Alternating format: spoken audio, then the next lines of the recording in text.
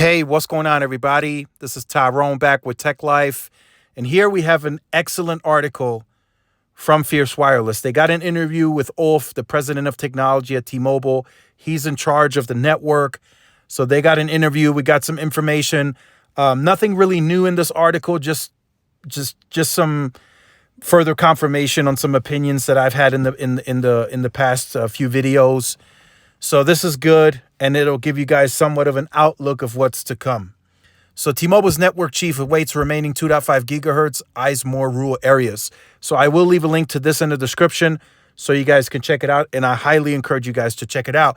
So recently there's been a lot of questions in the comments still saying, what's the update on Auction 108? There isn't any. There's no update. T-Mobile is still waiting for the FCC to release. The 90-day period takes it to the middle of March until that's the time frame that the FCC has to release that spectrum to T-Mobile. So it's a 90-day period. As of today, there is not an update, and I promise you guys, if there is a public update, it'll be breaking news on many outlets, including my channel, and T-Mobile will release an article as soon as the FCC releases that spectrum.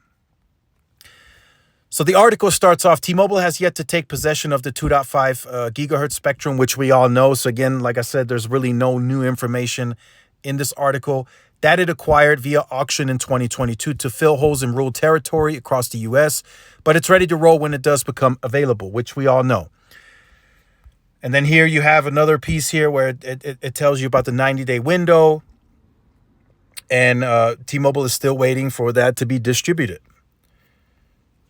So T-Mobile president of technology, Ulf, said he and his team have every expectation that the allocation will get done within the 90-day period or time frame when they'll finally be able to use the spectrum as it was intended. And the icing on the cake, we don't need to invest $1 single in equipment, he told Fierce. It's just a matter of changing some software on gear that's already deployed. So like I said, I showed you guys in the past, there's a map. There are two separate maps. There's a map that shows where T-Mobile already has 2.5 deployed, where they can instantly make use of that spectrum, which is what he discussed and what we just saw here in this piece. But there is a second map that I also showed you guys that shows you the Auction 108 spectrum that they now own or will own whenever the FCC releases it.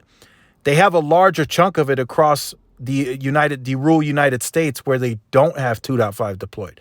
So they still have to invest some capital in that for that spectrum to deploy that radio if they want to deploy that in that territory. That remains to be seen. But in the title, it did state he eyes more rural areas. So that could be a possibility that he deploys more 2.5 in those areas.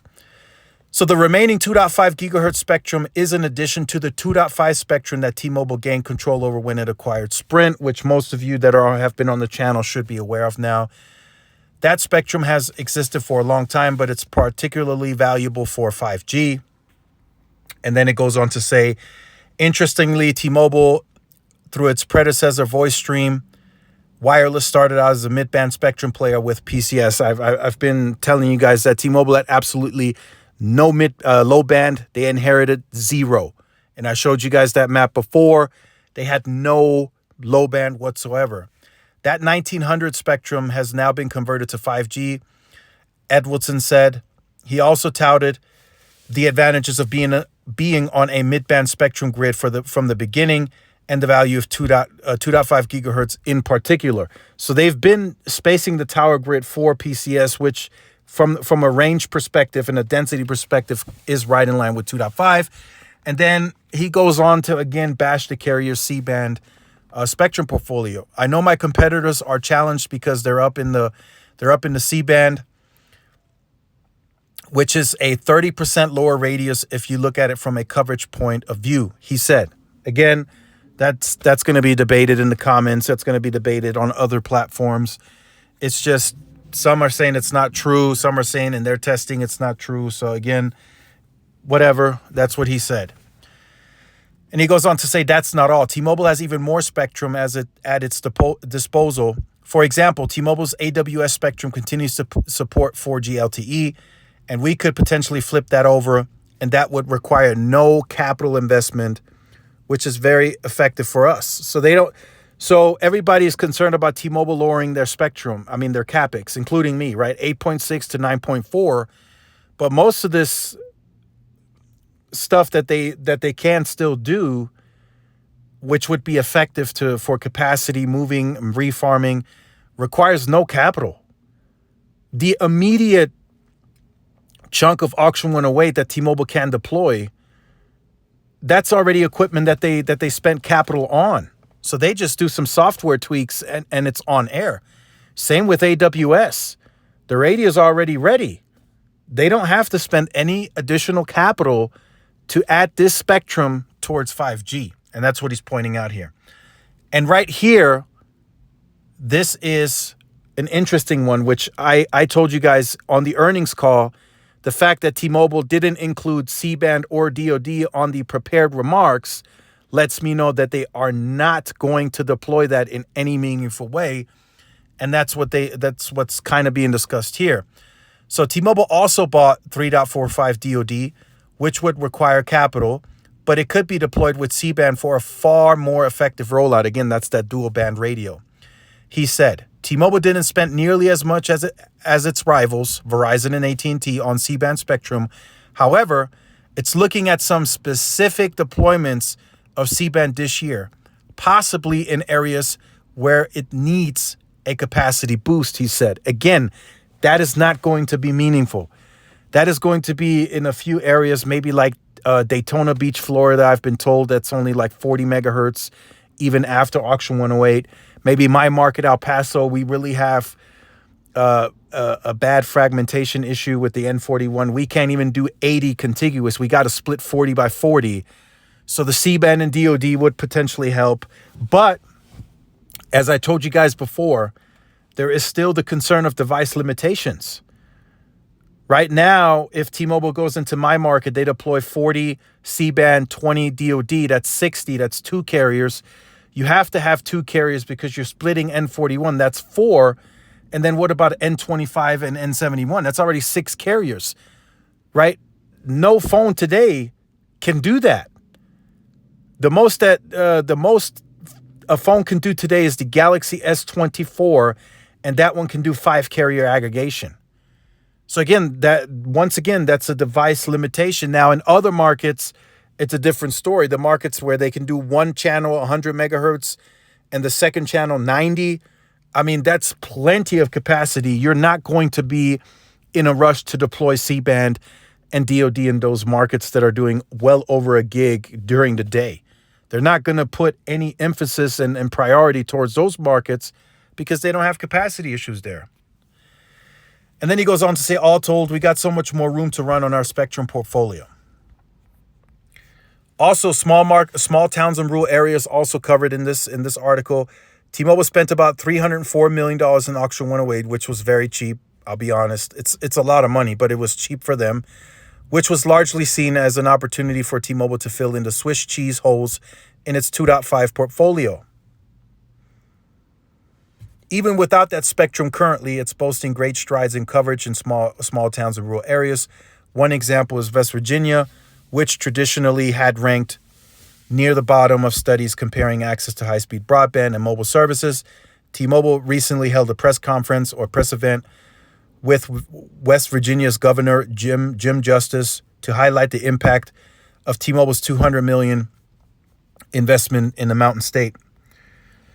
So again, I'll point this out too from people saying T-Mobile, including me, having a concern about T-Mobile lowering their CapEx. $200 million got T-Mobile 377 new towers and upgrades to 121 existing towers in West Virginia. $200 million.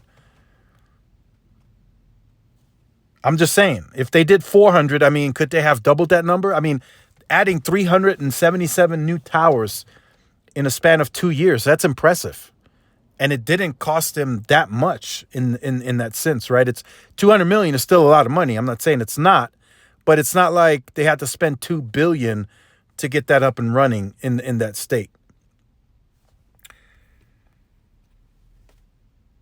And then it goes on to say, still there's a reason small towns and rural areas are typically the last to see the latest and greatest in wireless network upgrades in terms of cell sites. It requires about 3 times the effort to reach a population of 300 million compared to 100 million. So again, he goes on to say that they're excited and happy about the pop count that they were able to reach in Q3. So after that, nothing else really that we didn't already know. Where to next? Ask AI. So again, they're focused on that coverage, the customer driven coverage. We discussed that in previous videos. They are getting AI to tell them where they should build out and where their capital investment should go. So nothing really new there. Network slicing, that's still in the early stages. I'm not really too into that right now. And yeah, the last part here, T-Mobile's only interest is to satisfy customers. If we don't, they will leave, he said. The industry and ourselves are laser focused on churn, so why wouldn't we optimize the customer experience in the best way? And he's right. He is, he's telling the truth there. I mean, we saw it in Q4. Their churn was at 0.96%, close to 1%, way too high in my opinion. We've been going back and forth speculating what that could be. I could be wrong. I could say it's network related and T-Mobile says it's pricing related. So who knows, right? But so this is interesting to kind of recap. Like I said, we didn't really learn anything new, but we got some confirmation on some other info, like the auction went away, right? 90 days. That's confirmed now, middle of March. They still don't have an update. They still don't have the spectrum. So we're still waiting. All of us on the channel, including T-Mobile, of course. The C-band and DoD, that's an interesting one. Like I stated at the earnings call, those videos, they're not going to deploy that in any meaningful fashion this year. If they were going to, it would have been a part of the prepared remarks. Mike Sievert would have said, we are going to try and get C-band and DoD to, 50 million pops within 2024. But they're going to deploy that very slowly, very strategic, again, AI driven probably. They're going to look at the markets that have the most strain, that have capacity issues, not in the sense that they're already down to like 10 megabits a second, but some of the markets that are barely hovering around 100 megabits, 150, maybe those get the C-band DoD. Very possible. We'll see. And then the rural piece, right? $200 million gets them 377 new towers over 2 years. I mean, I'll take it. I'll take it. It didn't cost them $2-3 billion to do that. And, maybe over several states, it accumulates to that much. But I think that's a fair price. And it helped T-Mobile grow in that state, I'm sure, and all the other states that they've announced, like Ohio, Texas, and I think there's plenty others. I can't think off the top of my head right now, but or upstate New York, we just got that one, I think, yesterday. So they've been making strides. They have a ways to go. They have a long way to go. Especially with AT&T announcing they now cover 2.97 million square miles. I mean, I don't even think Verizon will get to that type of scale. But things could change. We'll see. But I want to hear from you guys in the comments. What do you guys think about these updates? Again, like I said, nothing new, but still updates nonetheless. So if you're new to the channel, like, share, subscribe, follow my social media outlets. This is Tyrone with Tech Live. See y'all in the next one. Peace.